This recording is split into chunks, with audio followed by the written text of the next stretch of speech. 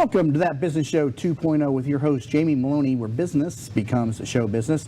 New shows on each weekday morning now at 9 a.m. We've moved out of the 7 a.m. spot. We're now at 9 a.m. to 10 a.m. each weekday morning on thatbusinessnetwork.com. And be sure to check by the site there regularly as we are developing the site more and more and adding more and more features, and a member-only section is now been added. So big announcements to come, and a big a crowdfunding campaign being prepared to launch the new site, which has been under development for the last 6 weeks. Again, thatbusinessnetwork.com. Today our guest is Paul Huszar. He is the president and CEO of VetCor Services, and you can learn more at vetcorservices.com, where they deal in emergency water restoration. And so we all hate to get that call or walk into the house and find the home flooded. And I was telling you, while we were talking before the show, that I sell foreclosed properties. I've gotten that call at least a dozen times from a neighbor. Hey, you got water running outside of your house. I'm like, oh my gosh. And so, but that's the call you love to get, though, right? That's right. Hey, Jamie, thanks for having me on the show. I like to say it's better to know us and not need us than need us and not know us. Right. And things like that happen so infrequently in a person's life, but when it does, it's a traumatic event. It's significant. And so one of the things that we try and do with VetCor is trying to establish relationships up front, so you do know us, and then whenever you do need us, you can reliably call us and know that we'll be there to right. assist. Okay, so talk to me about the history and the background of VetCor Services and how you got involved. Yeah, I am an accidental entrepreneur. I retired from 23 years of active duty military. I was a Army Corps of Engineers officer, and I moved to Tampa. Why? Why not? Because it's just a great place to live. And I was struggling with my own personal transition. I'm a licensed professional engineer. I commanded a battalion in combat, and I felt like people didn't know who I was and what my capabilities were. And so I just started networking and meeting people around the area. And through that odd series of networking events, I come upon David Howard, who is now my business partner, and at the time was the founder of VetCor, who had the idea to start VetCor. He was running a forensics engineering company, and because of my background in engineering, he got my resume. And we had an interview. I thought I was interviewing for an engineering management position. Right. Perhaps I was initially, and then he started talking to me about organizational leadership and his philosophy and what he was trying to do to vertically integrate services to insurance carriers, because the engineering company had done cause and origin type loss investigations for insurance carriers, mostly in the sinkhole business, and that revenue literally was drying up. Okay. And so he was looking for other ways to service these great customers that had great credit ratings, essentially deep pockets. And it turns out that I knew nothing about this, but water claims are about 60% of homeowners' claims. And when you think about it, dishwashers, ice makers, hot water heaters, washing machines, in addition to all of the things from weather-related events.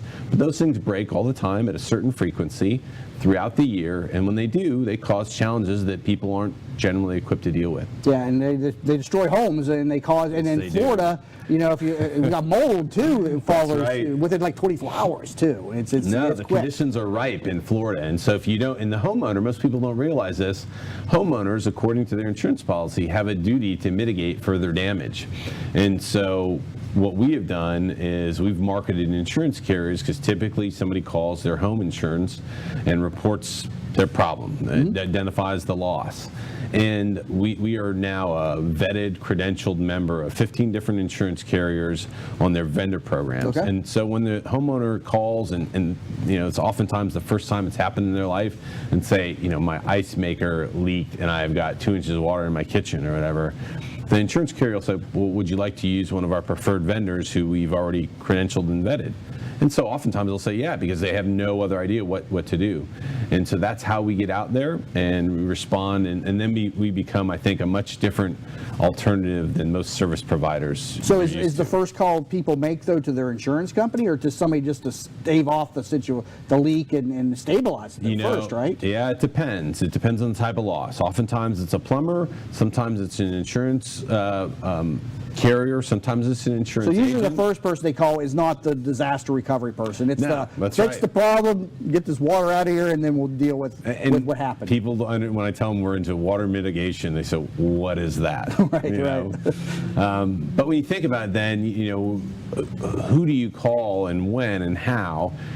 When's the last time you had a service company come to your house, whether it's air conditioning repairman, cable guy, whatever? When did they tell you they were going to arrive? Yeah, well, you don't. Yeah, it's just 8 to usually 12, 8 to 12 or something, window right? or something, and they show up at 1:30. Well, VetCor, what makes us different is we deploy former members of the U.S. military, veterans, hence the name, and we show up when we tell you we're going to show up. Yeah. First of all, we ask you, when do you want us to show up? We promise at the most a 2-hour response if it's an emergency, and that's what our geographical area allows us to respond to. But if you say, it's clean water, we really don't want fans running throughout the night, we want a good night's sleep, can you show up at 8? 10 minutes till 8, our technicians are driving around that neighborhood to show up at 8 o'clock, right when we said we would, and they show up fit, polite, in uniform with our VetCor shirt on. They treat people with dignity and respect. They call you sir, There's call you definitely, ma'am. yeah, definitely a key difference between working with a former military versus the run-of-the-mill, civilian, as y'all call us, and everything out there. Completely different. I even noticed the difference through the years in just interviewing people. When they're military, they're much more professional. They answer a lot of the questions with yes sir, no sir. It's just a completely, you're just, a completely different mindset than the typical entrepreneur out there. I think we're frankly just wired that way from common shared cultures, norms, and values that we grew up with in the military. And when you think about it, most people in the military, most veterans, that's all they know their entire adult lives. They've spent in the military because they either enlisted right out of high school. I had the opportunity to go to West Point right out of high school, an ROTC program or something like that. So essentially all of their adult lives, 18 years old, so their formative years on what it means to be a professional, to work in an environment, right, is all based on the cultures, norms, and values of the U.S. military. Okay, so today VetCor Services, veteran-owned and operated and run solely the staff, all military veterans? So my policy is we hire veterans and those who share the same values. And we do that intentionally because, one, we don't want to somehow suggest that veterans are better than everybody else. That's not the case. But my passion is to create opportunities, sustainable and meaningful employment opportunities for veterans. And that is my reason for existence, because I had those same challenges as a fairly experienced guy with a pretty decent resume myself. And then I thought to myself, gosh, if I'm experiencing these challenges, how about the youngsters that maybe spent one tour, 3 to 4 years on active duty, maybe 2 or 3 tours deployed in Iraq or Afghanistan with all this immense responsibility, and then they came home, and what are they experiencing? Yeah. And it was even worse for them. And so that was the reason. But so ultimately our policy is we hire veterans and those who share the same values, because that's fundamentally who we are, how we operate. Okay, and today you're a preferred provider for 15 different insurance carriers. Yep. And you were talking to me during the break about some stuff that the consumers need to be aware of with regard to their insurance policies. Assignment of benefits. What is this? Yeah, so there is a challenge now. It's a whole cottage industry that's developed around the assignment of benefits. So if you are a consumer, and I say, Mr. Maloney, here we are, we're here to help with your water damage, what some disreputable contractors are doing and saying, here is your form, just sign here, we'll take care of everything with the insurance carrier, right? Well, most people want to be trustworthy of the contractors that are coming to help them, particularly in an emergency situation, and so they don't read the form carefully. And what disreputable contractors are doing is having you sign a clause that's called an assignment of benefits. So where you, Jamie Maloney, sign over your benefit to your insurance policy over to me, Mr. Disreputable Contractor. What VetCor does is we say, we'll handle all your issues with the insurance company. We'd ask you to sign this direction to pay. So if you're happy with our services, in the end, we're going to ask you to sign a certificate of completion and satisfaction, lets the insurance carrier know that you're happy, and they can pay us directly. What Mr. Disreputable Contractor does is has you assign their benefits over. So now let's say you've signed that piece of paper, that contract, and then the contractor goes in and exceeds what his scope of work should have been. Instead of pulling out baseboard, they cut 2 feet of drywall out because they get paid more for that. Right. And they may even have the contract to do the repair afterwards. And then this insurance adjuster comes in and says, gosh, if VetCor were doing this, the standard of care would have led to a bill. On average, our water losses are about $2,100 a job. And now they see this bill that's $7,000, $8,000 from this disreputable contractor, and they say, well, you've exceeded the standard care. You did all these things that weren't necessary. We're not going to pay that. And then they hold up this piece of paper and they say, okay, well, we have this assignment of benefits, so now we are the benefactor of the insurance policy, and we're going to take you to court. Oh, wow. And there is a piece of legislation that was signed in action to prevent the little guys from getting hosed by the big bad insurance companies, right? And so it's a one-way attorney fee. And it was never intended for contractors, but now contractors are using it. So now the contractor takes the insurance carrier to court, and if there's any judgment whatsoever, the insurance carrier has to pay the attorney's fees. Oh, wow. So you know who's marketing now to contractors? The attorneys? The attorneys. The attorneys and public adjusters. Yeah. Because they win no matter what. Yeah. And it's this completely corrupt system. Yeah. And what's happened now is the Florida legislature, through the last 3 or 4 sessions, has refused to act upon that and to create some type of governing legislation that prevents the abuse of assignment of benefits. Well, when you look at this, and there's a ton of policy data out there, particularly from Citizens, the state insurer of last resort, and frankly one of the largest insurers in the state, our insurance rates, everyone's, policyholders, consumers, is going through the roof because of the abuse of the assignment of benefits. So as a consumer, when we get those contracts from the contractors, we need to look in there for something that says assignment of benefits? Yes. Should we make sure that that clause is stricken 100%? Should that be in there in any capacity? So if you're completely comfortable, there's nothing wrong with the assignment of benefits clause in and of itself. It's when it's abused. But the challenge is it's not necessary. Contractors are making the argument to the legislature that they can't do business with insurance carriers without this clause. That's absolutely false. Right. I mean, we have grown in 3 years 10 times our revenue from the first year in business. We were recognized as a startup of the year last year, and we've done it all without using the assignment of benefits clause. What I recommend is that they prefer a direction to pay, and where something in the case where in the end they sign a document that says we are satisfied with our service and allows the insurance carrier to pay the contractor. Hi, welcome to Yeager's. We just want to take a minute and show you what we're all about. At Yeager's, our primary business is hardwood flooring, although we are remodelers for kitchen, bath, and general construction. We operate a fleet of shop-at-home vans that have all the flooring type products: hardwood flooring, laminate flooring, tiles, stone, what have you. So we're able to come out first with products in our vehicles and take a look at the setting, how the colors will work, and then to be able to come up with some options and ideas for you. If that's not good enough, we have a large distribution center that we inventory product and have a nice display area.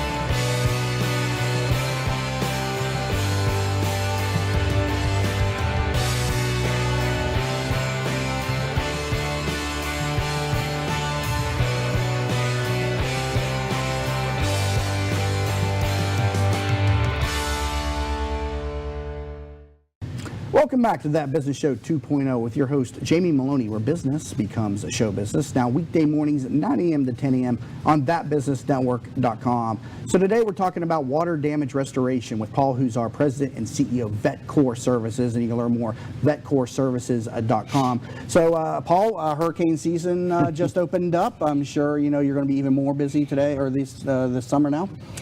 Yes, happy hurricane season, everybody. I'm sure everybody in Florida is very excited about that. It's interesting. Last year, we were certainly threatened in this area by a couple of hurricanes. We had the opportunity to deploy up to Northeast Florida in response to Hurricane Matthew. We typically don't operate out there, but one of our largest clients, insurance carrier, asked us to go there and help with clients, respond to water damage, do emergency board up tarping, remove trees. We took a tree subcontractor there with us, and we learned a ton of lessons. And one of the things I'd really encourage consumers out there to know is take a look at your insurance policy. Most of the insurance policies have a separate hurricane deductible when there is a named hurricane storm. And that deductible generally is about 10% of your home's value. Oh, really? So a good piece of advice now as we head into hurricane season is to be hurricane ready. So what are some things you can do? A couple things in particular. One is take a look at your roof of your home. And because we have such a high exposure to high winds, thunderstorms, severe thunderstorms in this area, make sure it's good. And if you need a qualified roofing inspector or a contractor to come out and take a look at it, it's money and time well spent. If you have some shingles missing, et cetera, because what happens is if you discover or the problem becomes worse during a hurricane, a named storm, you're on the hook for everything up to your hurricane deductible, which, like, as I mentioned, in many cases is 10% of your home's value. Wow. Different than your typical home insurance policy. The other thing you can do, and we really saw this in spades in the St. Augustine area, is create some defensible space around your home. Take a look at your trees around there and have a tree contractor come out. Some of them have licensed arborists, and make sure that the tree is healthy, there's no parasites on it, things like that, but also trim it and prune it approprially with a good tree contractor so you don't end up with a large limb. I did that when I moved in I moved into the home I'm in now 6 years ago, and it had a lot of cypress trees on the property, and we had to remove some of them, and so I had an arborist come out, and one of the ones they took down was completely hollow inside. Yeah. It would have fallen right on the house, so I'm glad that I had done that. And that's huge, right? Because if that happens in active nature because of the winds of a hurricane, it's a named storm, it triggers your hurricane deductible, so you're on the hook. And so you have this huge, in many cases, you have to do something about it, particularly if a large limb or a tree has collapsed and has penetrated your roof. I mean, it's not like you have much choice. You have to do something about it. Yeah. And you have to pay up to your hurricane deductible. Wow. So 10%, is that really common, or is that on just a small percentage? That's pretty common. Almost all insurance policies. And that's why it's a good opportunity to renew and take a look at your review your home insurance policy now as we head into hurricane season. Is that standard, or is that a negotiating point that maybe somebody could agree to? You can pay for different amounts. Okay. But what we've seen is it's pretty common to have about a 10% hurricane deductible. And we've been fortunate, though. 2004 was a rough year in Tampa Bay, but it's been a while. But since then, and Tampa in general has been pretty safe from hurricanes. All the back, since the early 1900s. We're fortunate. I remember coming to Florida in 1996 from West Virginia, and somebody told me, Tampa doesn't get hurricanes because we're on the bay, or we're on the Gulf of Mexico. And so I was like, okay, cool. I believed that for a long time until we started getting hurricanes and stuff. And I think I experienced my first storm somewhere in 98 or 99. I can't remember specifically. No, and our second year in business, just a severe thunderstorm alone at the right time and place. I don't know if you remembered or if you were exposed to it in South Tampa. It was at high tide, and we had this torrential rain, and almost the whole peninsula of South Tampa flooded. So another piece of advice is to take a look at flood insurance. Make sure you have a flood insurance policy, which is not covered under typical home insurance. How does flood come into play in situations where the home is flooded because of a washer line that's leaked? Is a flood considered a natural event versus something that is done by an appliance? Great question. And the difference essentially is, and I'm going to oversimplify it, but for the most part, flood insurance deals with rising waters, natural rising waters. So a rain event, tidal surge, those types of things. If water comes into your home through rising waters, and what most people don't realize is that rising water, whether it's rainwater, seawater, et cetera, is generally considered a Category 3 loss, which means it has biohazards in it as well, because it goes through, people's lawns, et cetera, exposed to all the types of different potential debris, and to include natural debris, et cetera. And so that's what flood insurance is for your home. If your home is flooded from an unnatural event, i.e. your dishwasher, you leave the bathtub on, those things are covered through typical home insurance, and your typical home insurance deductible applies, et cetera. And frankly, that's what most of our business is, because things break all the time. But then when it becomes a storm season, then everybody becomes really busy. Yeah, and there's, I covered this on my real estate show a couple of years ago, the proposed changes to the Flood Insurance Act, FEMA, Bigger Waters Act, which was tabled down the road, but that's still, in play, right? Look, it's getting, I was just at a conference last week. The Florida Association of Insurance Reform Foundation had an educational conference, and they talked about insuring the uninsured insurable. And essentially, the issue with climate change and sea level rise just creates even greater challenges. You talk to people down in Fort Lauderdale, there's a thing called the king tide that happens 2 to 3 times a year. It is the highest astronomical tide of the year, usually September, October, November time frame. It's a knowable event now that, absent any other weather event, that brings natural flooding just from the astronomical tides. So now you combine all that rising sea level with tidal influence, rain, and surge from a hurricane. Those things are huge. Right, and people are living in these areas, and the whole point of the Bigger Waters Act was to make it fair across the country, because flood insurance is a national program, so people that are living up in the mountains in Denver are essentially subsidizing the person living in that area. Yeah. And the challenge is, the National Flood Insurance Program is in debt, but it's really in debt not because of problems and challenges due to Floridians. It's Superstorm Sandy, it's Hurricane Katrina and Rita, all those things.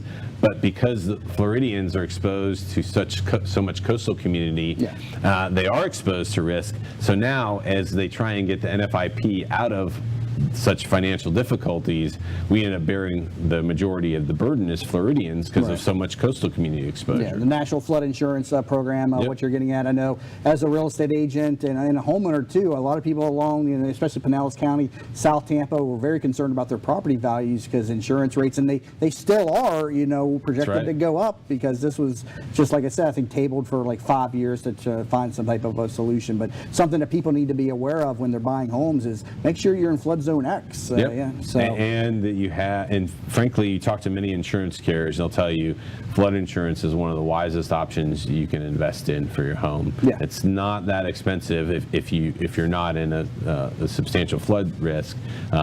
But everybody is exposed to flood, no matter where you are, based on localized thunderstorms, and particularly in Tampa, down here where we get a nice pouring just about every afternoon. So, in terms of stuff that happens within the home, what do you see most often as a source of water damage? So great question. It's dishwashers, ice makers, hot water heaters, all those types of things. But I'll tell you, this time of year, another good piece of advice is check your air conditioning. So, while it's not really seasonal, our exposure to challenges increases in the summer because of rain, roof leaks, torrential rain, makes the roof leaks more pronounced. But also, temperatures rise, so people are using the air conditioning more often. Well, what happens is your air conditioning vents get clogged. In fact, I just cleaned mine out yesterday. You can go in and just put a shop vac on your air conditioning vent from the outside, get all the debris out of there so it doesn't back up, because what happens is if it backs up, then there's an overflow valve. And what we found is those overflow valves often fail, and so all the condensation, et cetera, builds up inside. There's typically a pan underneath your air handler unit that is designed to catch all that. Then that fills up, and then that leaks.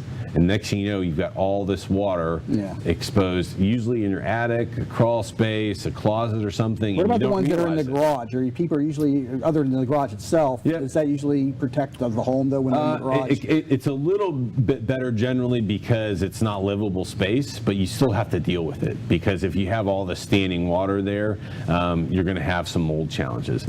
Now, the good news is if it's in the garage, it's not livable space, so it's a little bit easier to deal with. You don't have to get the air quality to the same type of standard that you do inside. So the bottom line is, if you don't know what I'm talking about, go look at your air conditioning unit. There's typically float valves. Make sure they work, that they're designed to turn your air conditioning off if the water gets to a certain level, so then gosh, it's getting hot in here, I need to check my AC unit. Sometimes those fail, and if they fail, then you'll never know about it until you have substantial water damage. And if you have substantial water damage by that time, you're likely to have And substantial people can mold. take care of themselves, or basically, with the shop vac drain the lines there, and they can have a professional service for $100, $200, which is recommended by all It is. This time of year, particularly when you're getting ready to use your air conditioning units a lot more, it's time well spent to sharpen that saw and little preventive maintenance checks and services. What about the busted washer line? Does that happen a lot in your profession? It does. I mean, I could tell you stories about people coming home from a weekend or something, or just a night out in the town. They put a load of wash in, and they come home and they open the front door and water runs out of it. Just those things happen. They're man-made events. They happen with some degree of frequency. When you look at policies overall, somewhere around 3 or 4% of every home insurance policy has a loss, and generally 60% of those losses are water related. Dishwasher, ice maker, hot water heater, washing machine, you name it. They have hoses, they have connections, they break, and oftentimes you don't find out about it until you're standing in water. And a great tip I always tell people, if you're going away for any length of time, know where your main water shutoff is, shut it off outside. That'll protect you a lot of time. And that's another good tip, Jamie, because everyone should know how to turn their water off, their main water lines of the home. Because in an emergency, you want to do that, and then you can call a plumber, call guys like us to come out and help, but stop and mitigate further damage. So if the water's flowing, turn it off. Well, good discussion. Paul Huszar, President and CEO of VetCor Services. Thank you so much for being with us today. Thanks, Jamie. It's been my pleasure. I really appreciate it. And again, vetcorservices.com for more information. Drop the E off of core, VETCOR, vetcorservices.com.